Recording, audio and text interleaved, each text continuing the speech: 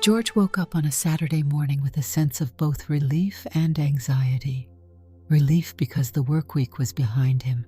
Anxiety because he had arranged for a new cleaning service to visit his home.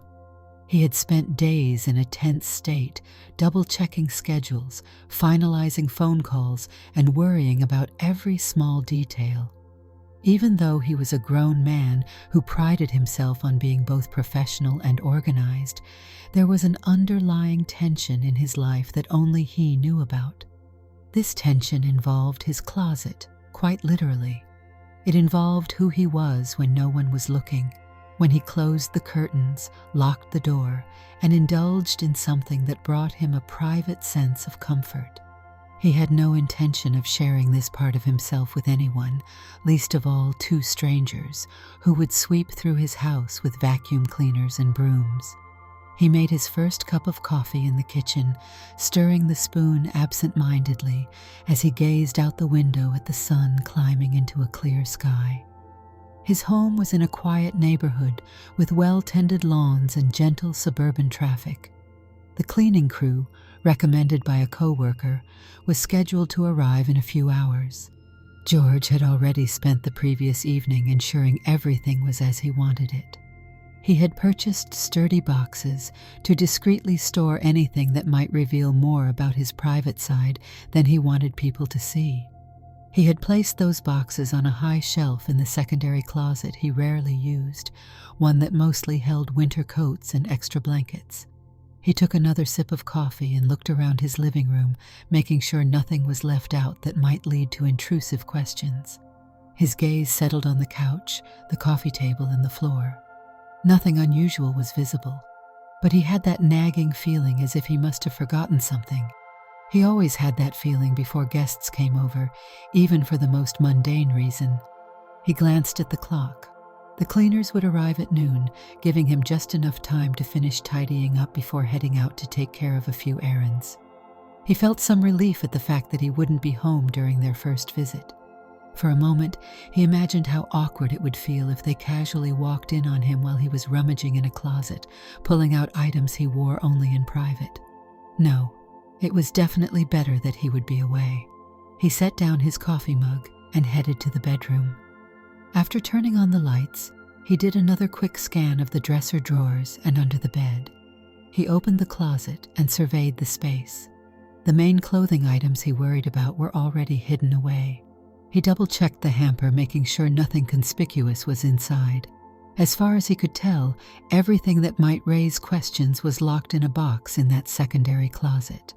The last piece of evidence he was worried about was a pair of tall black boots that he often wore when he dressed up.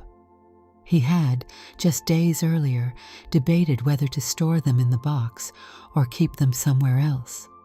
Ultimately, he had placed them in the back corner of his primary closet, hidden behind some old shoes. George briefly considered retrieving them from that spot and moving them into the box, but he had told himself that no one would think twice about a pair of boots. Men owned boots, and while his were a style not typically worn by men, sleek with a higher heel in a different shape, he tried to reassure himself they wouldn't be noticed at a glance.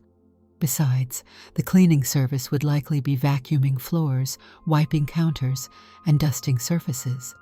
They had no reason to rifle through his footwear. At least, that was the argument he kept telling himself. He shut the closet door and exhaled slowly. It was one of those days when he wished he didn't have to be so cautious. But caution was part of how he functioned. He had been careful for years, and he was determined not to slip up now. After one last glance at the bedroom, he returned to the living room to tidy the surfaces, a few magazines, some receipts, and a pair of headphones. Simple, everyday clutter that needed to be put away before the cleaners arrived. A short while later, he heard a soft knock at the door. It wasn't noon yet, so his first thought was that perhaps a neighbor had stopped by. But when he opened the door, two women stood there with a cart of cleaning supplies, both wearing matching shirts with the company's logo.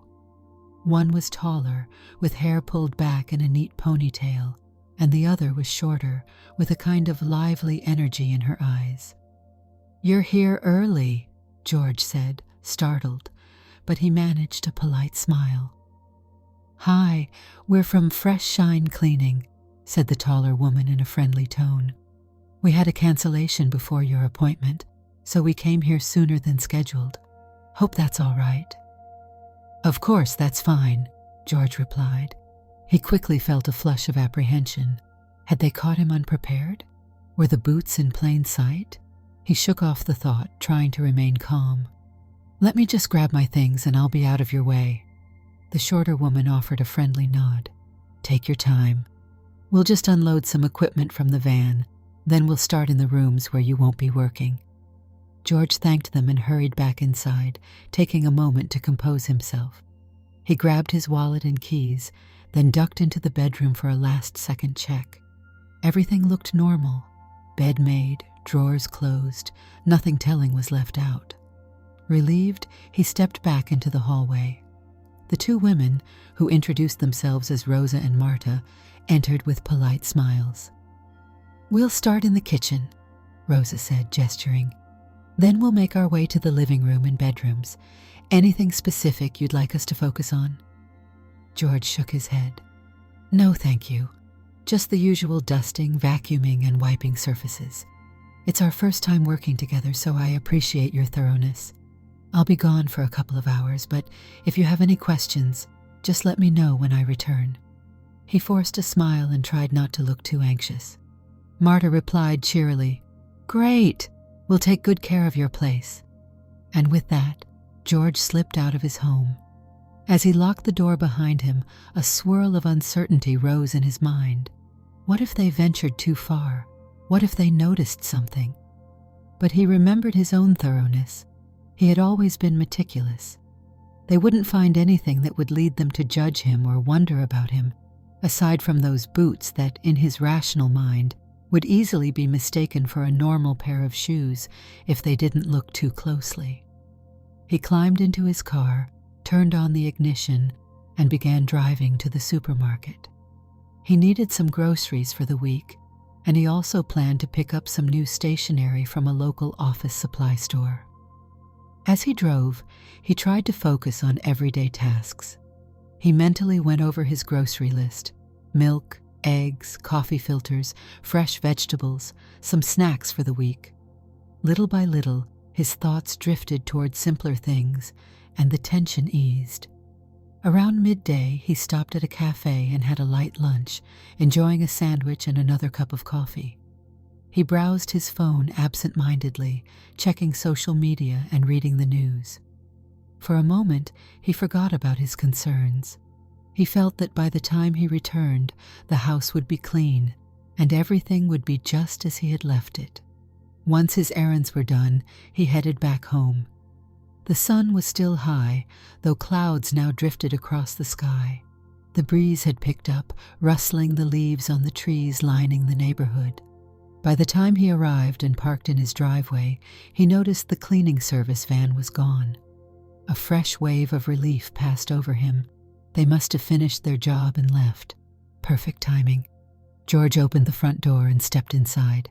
Immediately, he could smell the faint scent of disinfectant and lemon polish. The house felt lighter, airier. He looked around, noting that the surfaces were spotless. The floors shone under the afternoon light. Everything seemed well ordered, even more so than he had expected. He set his groceries down in the kitchen and noticed how immaculate the countertops looked. Every crumb, every speck of dust had vanished. He nodded to himself, thinking that the cleaning service was indeed living up to its reputation. He wandered into the living room, letting his eyes roam across the tidy shelves, the dust-free coffee table, and the freshly vacuumed carpet. Then, slowly, he approached the hallway that led to his bedroom. He stepped inside and stopped short.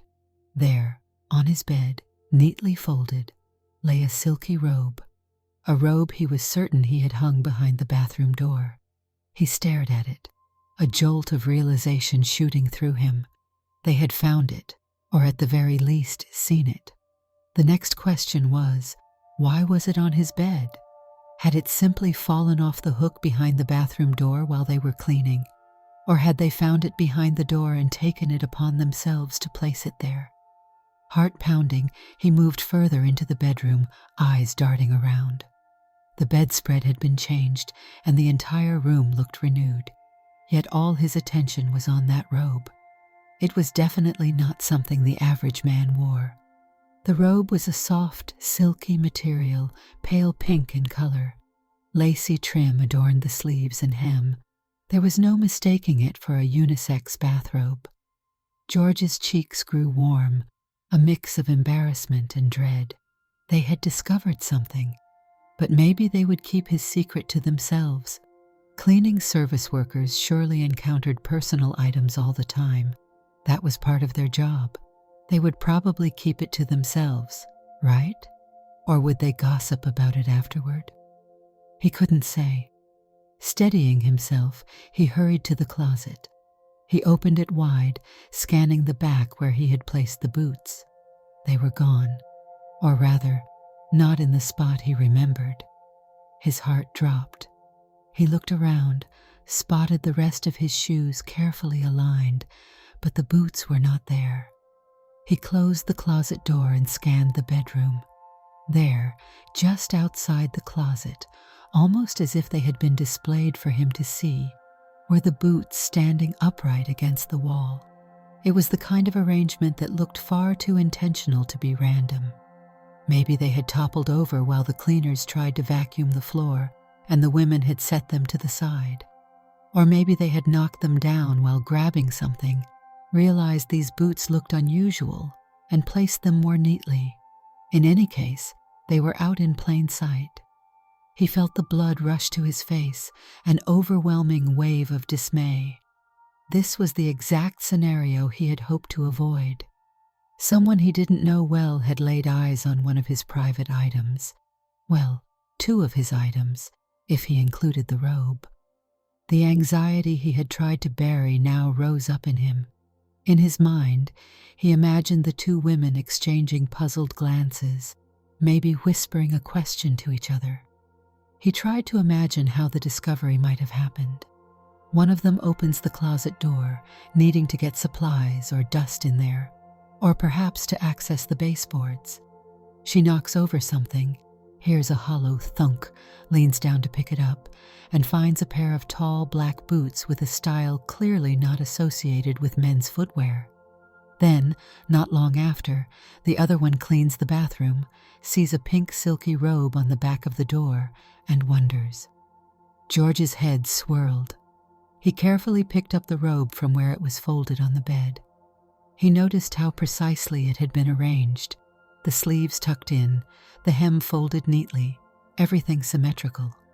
He set it on a chair nearby and picked up the boots, holding them for a moment, considering their glossy surface and the subtle heel that gave them an elegant shape.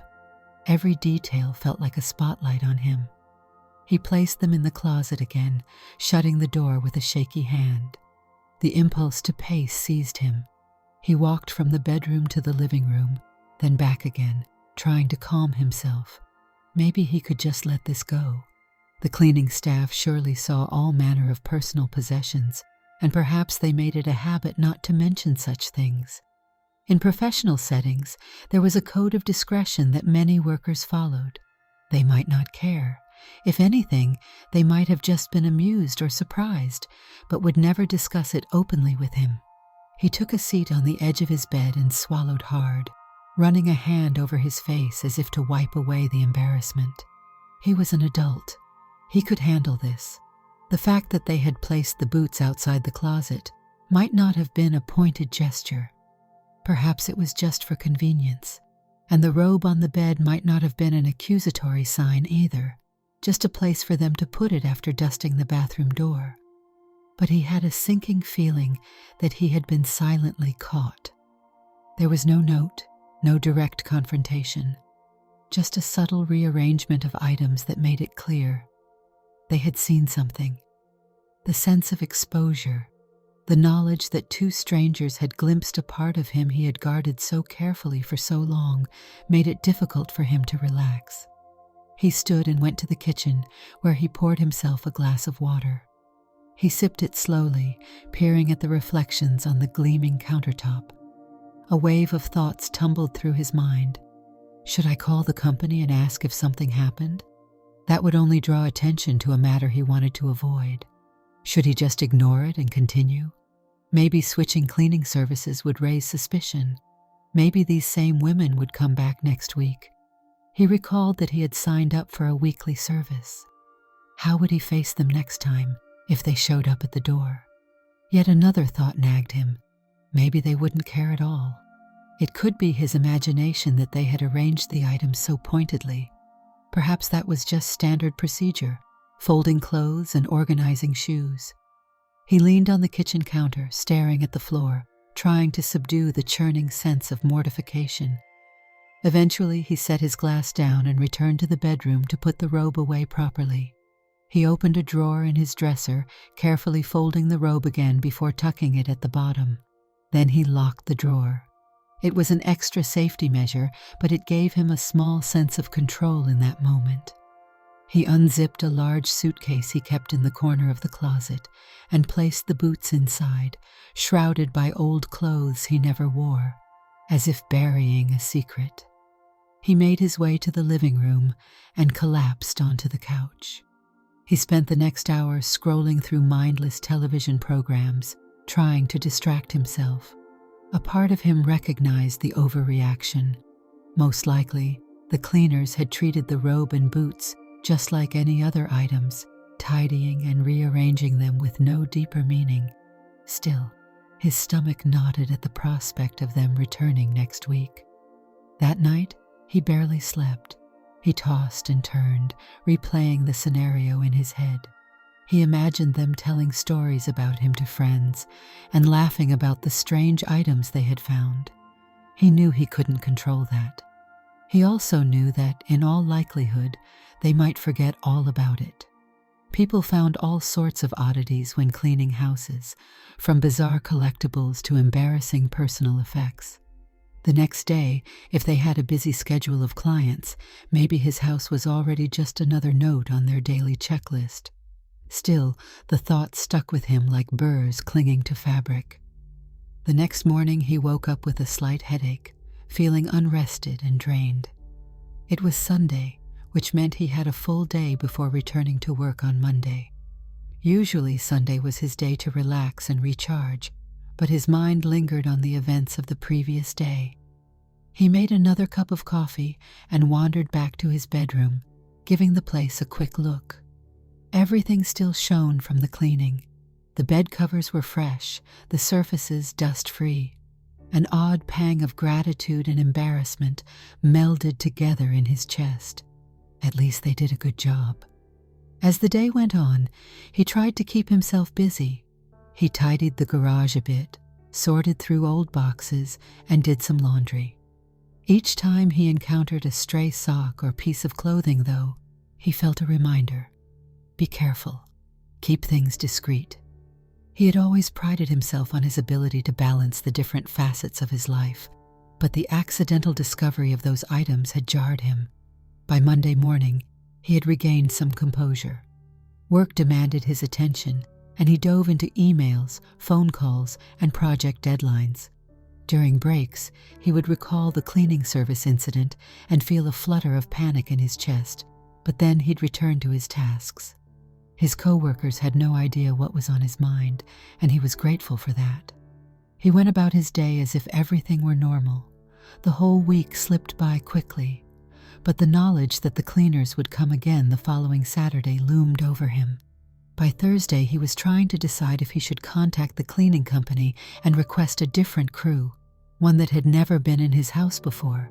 But doing that might raise eyebrows, or at least require an explanation to the company's office manager. He also wondered if he should cancel the service altogether and just clean the house himself.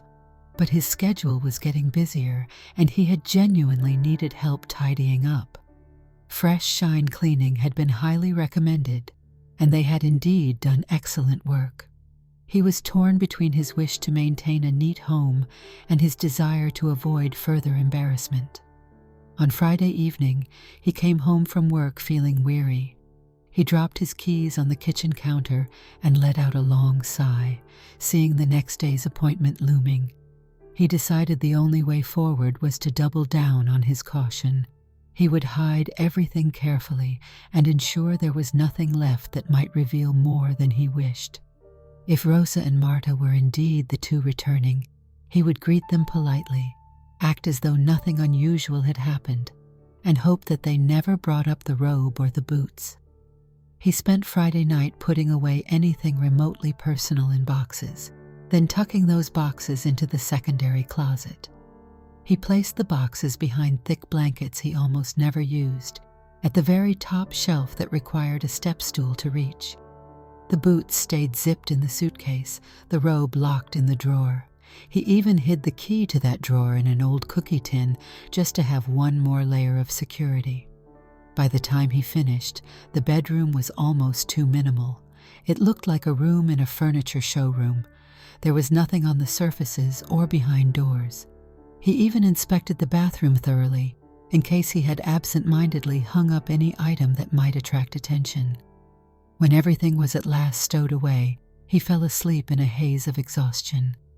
That night, he slept deeply, so when he woke on Saturday morning, he felt more grounded. He got dressed in casual clothes, jeans and a t-shirt, and sipped his morning coffee with a blend of determination and nerves. By 11 o'clock a.m., the cleaning crew had not yet arrived, but they were scheduled for noon, so he expected them soon.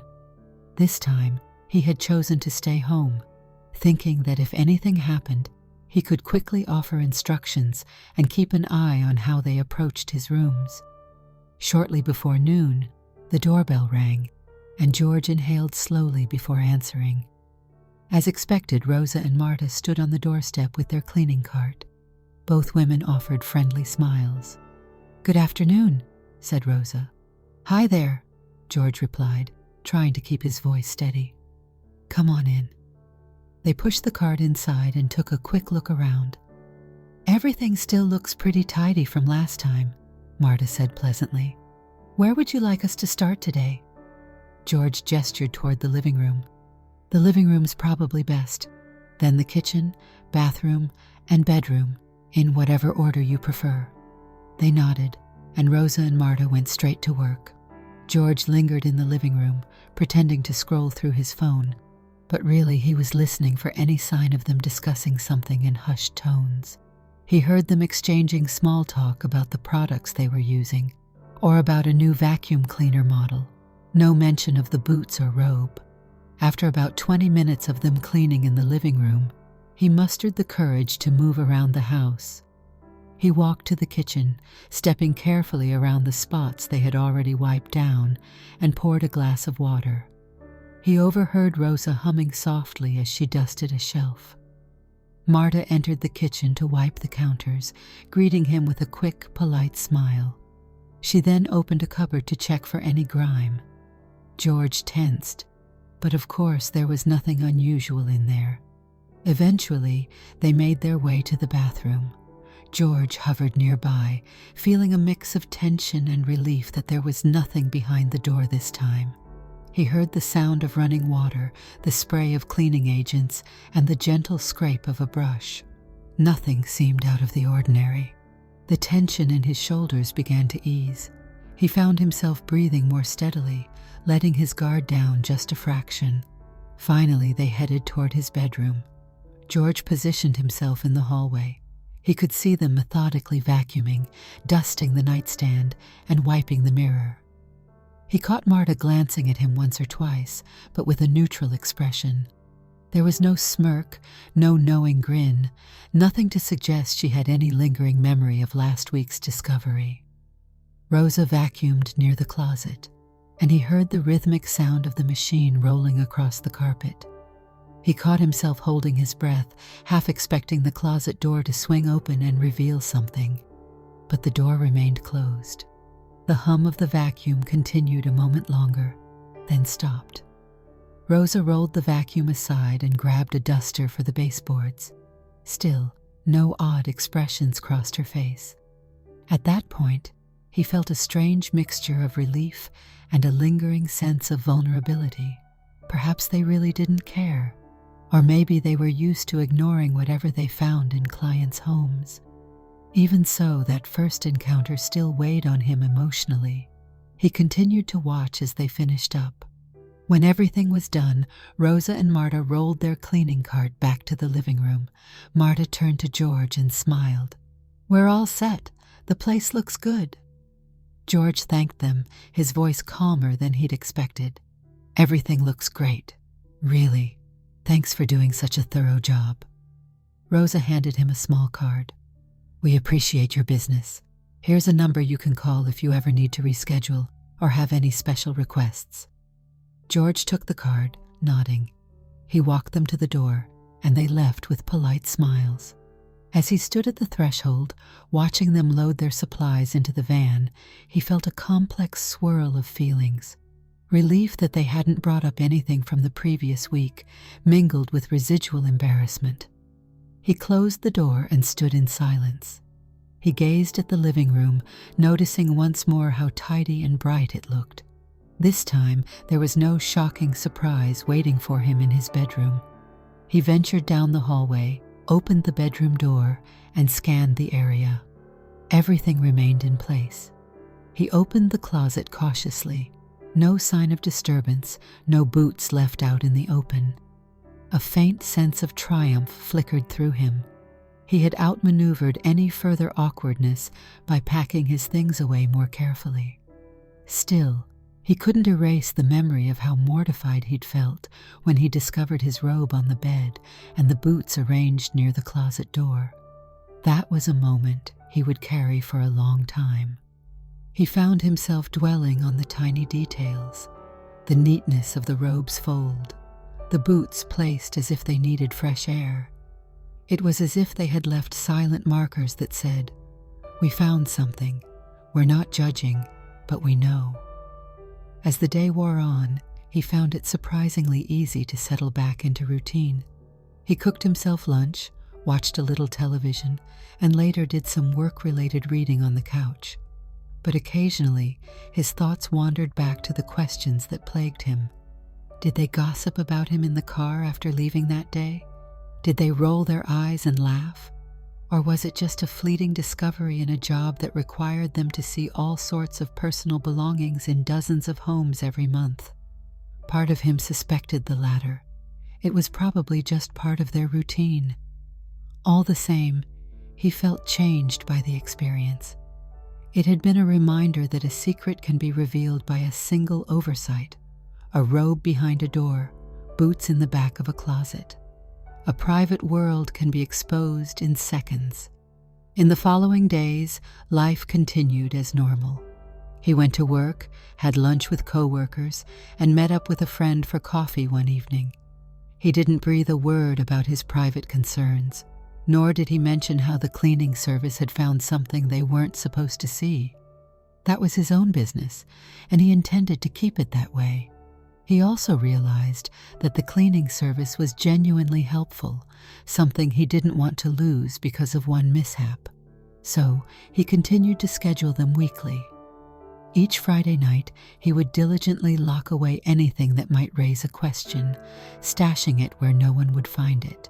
Each Saturday, Rosa and Marta would arrive, greet him politely, clean the house, and leave without a word of anything unusual. He discovered that if he kept up this strategy, he could have a clean house without the stress of being accidentally found out again.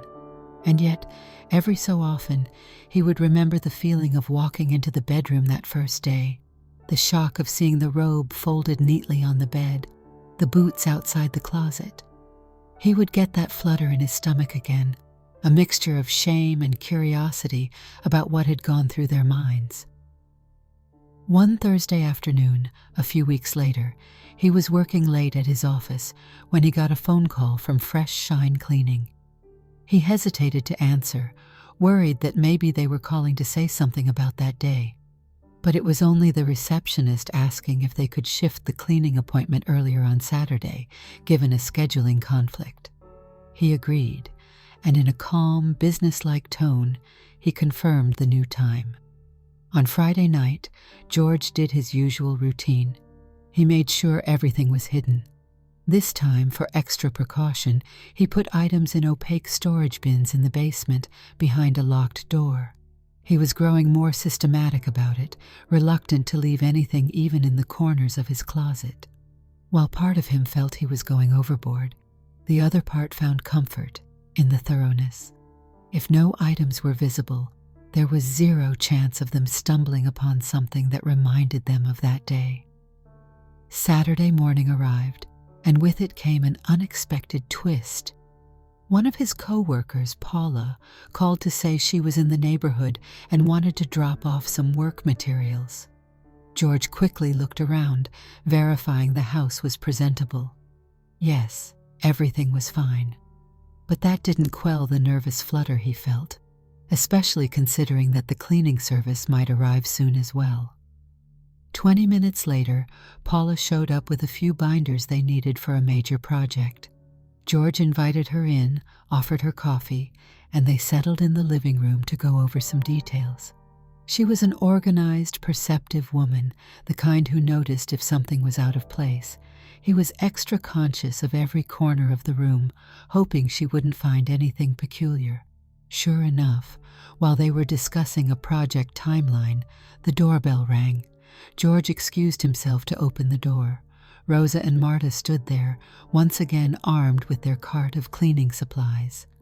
"Hello again," George said quietly, trying not to seem awkward in front of Paula. "Come in, please." They stepped inside, giving a quick wave. Paula greeted them politely but seemed intrigued. "Oh, are they your cleaning service?" she asked. George nodded, noticing how Rosa and Marta paused, glancing at Paula. He swallowed, trying to maintain a neutral demeanor. "Yes, they are," he answered. The two women set to work, heading to the kitchen first.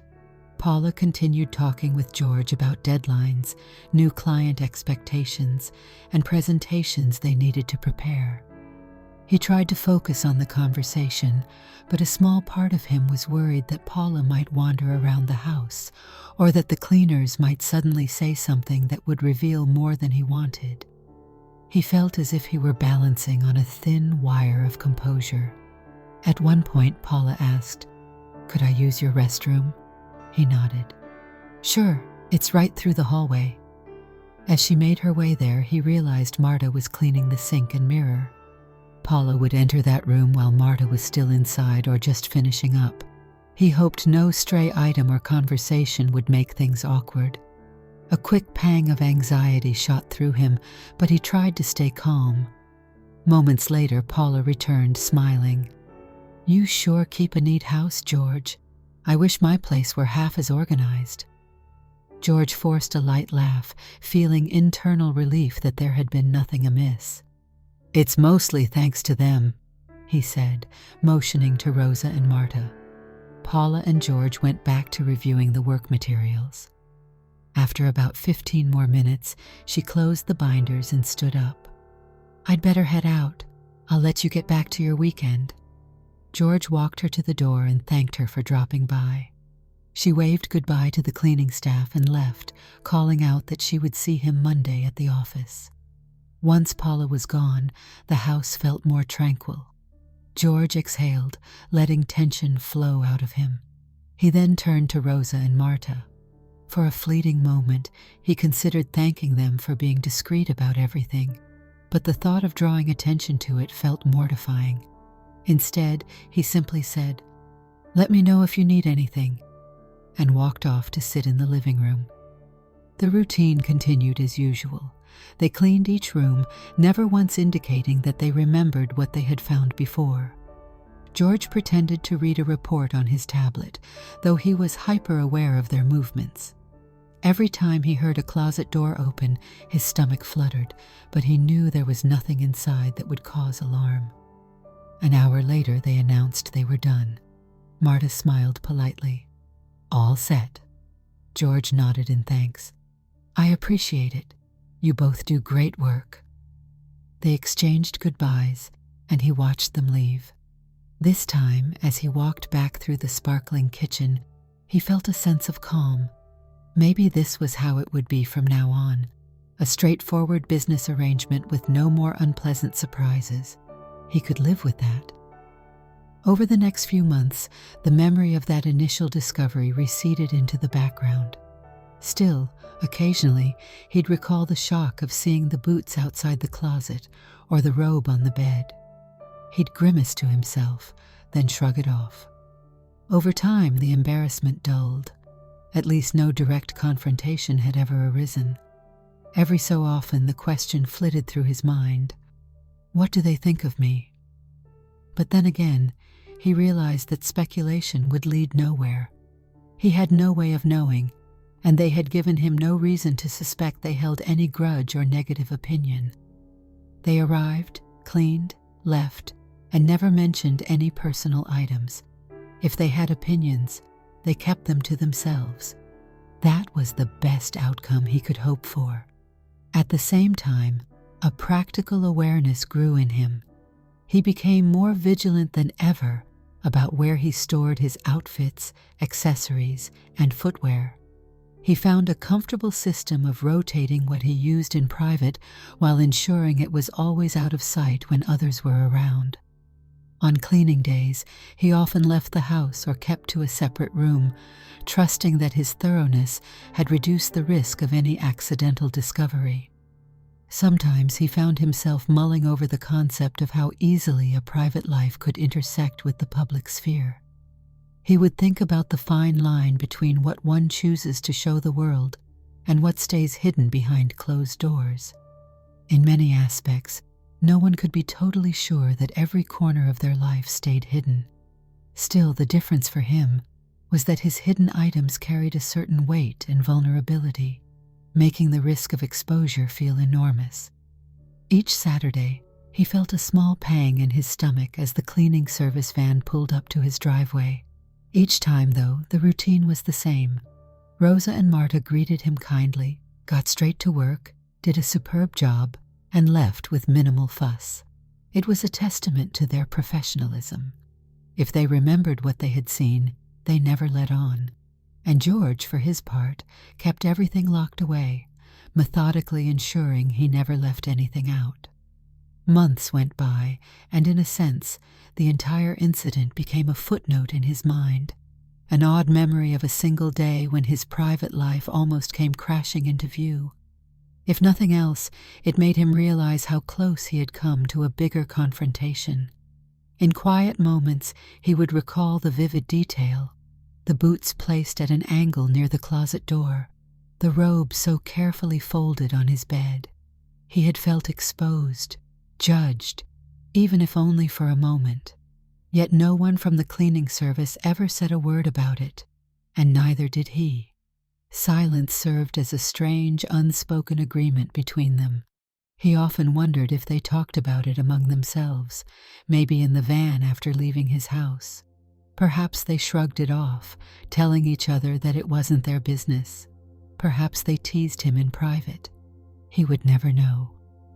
In time, George found a sense of balance. He continued to live his day-to-day life as usual, comfortably slipping into his private clothes when the doors were locked and curtains drawn. And he accepted the reality that every so often, the boundaries of his private life might inadvertently show themselves to outsiders, no matter how meticulously he planned. That day with the cleaning service had taught him the fragility of secrecy. A single oversight, a robe behind the bathroom door, boots in the closet, could shine a light on the corners of a person's life they intended to keep hidden. Even though the incident had been humiliating at the time, George carried on. He never confronted Rosa or Marta about it directly. He never wrote an email to the cleaning company complaining about their methods. He let the matter rest, choosing to believe in their professionalism. After all, they had proven they wouldn't raise the issue, and for that, he was quietly grateful. And so, on any ordinary Saturday, one might see George stepping out of his car with groceries in hand while Rosa and Marta pulled up in their van. He'd exchange polite greetings, unlock the door, and let them do their job. Then, hours later, he'd come back to a spotless home, the scent of cleaning supplies drifting in the air, and everything in perfect order. No boots out of place, no robe mysteriously folded on the bed. That memory remained seared into his consciousness, yet the house itself offered no sign of it. It was just another secret folded neatly away, just like the robe he kept so carefully hidden. Still, as George would sometimes reflect while sitting alone in his living room, secrets had a way of reminding you they existed. And though he was grateful the women had never spoken about their discovery, the recollection of that day still brought a wave of heat to his cheeks. It was a reminder that no matter how carefully one tried to conceal certain truths, life was unpredictable. He could plan, arrange, and tidy all he wanted, but the smallest moment of oversight could unravel his efforts. On the flip side, after the dust settled, his life didn't crumble. The sun still rose each morning, he still went to his job, and the cleaning service still returned every week. Life carried on in that imperfect harmony where humans live with their quirks, their private moments, and their unspoken understandings. And so, George continued to place his trust in quiet discretion, each week more confident that his secret was safe, each week still remembering how it felt to come home and find two pieces of his hidden world brought into the light. That moment had changed something inside him, though he couldn't quite name what it was. Despite the lingering embarrassment, he understood that the experience could have been worse. He could still have his quiet times at home and his weekly house cleaning without having to share or explain what no one else needed to know. In the end, he learned that a closed door wasn't always enough. Sometimes people open doors, even unintentionally, and find the unexpected. Sometimes they dust corners we thought were hidden, and sometimes, without a word, they place what they find in plain sight, as though to remind us that secrets aren't always as secret as we believe. George never forgot that day, but he carried on, living as he always had. And each time he saw those boots or that robe, locked away until he was certain no one else could see, he couldn't help but recall how it felt to see them neatly presented by someone else's hands, a silent message that whispered, "We found these, but we will never speak of them." Did you like the story? Hit that like button and tell me what you thought in the comments. Do you want to hear more stories? Subscribe and hit the bell. For exclusive content and early access, check out our Patreon. You can find the link in the description, or you can watch any of the videos shown on my right. Thank you for watching and see you in the next video.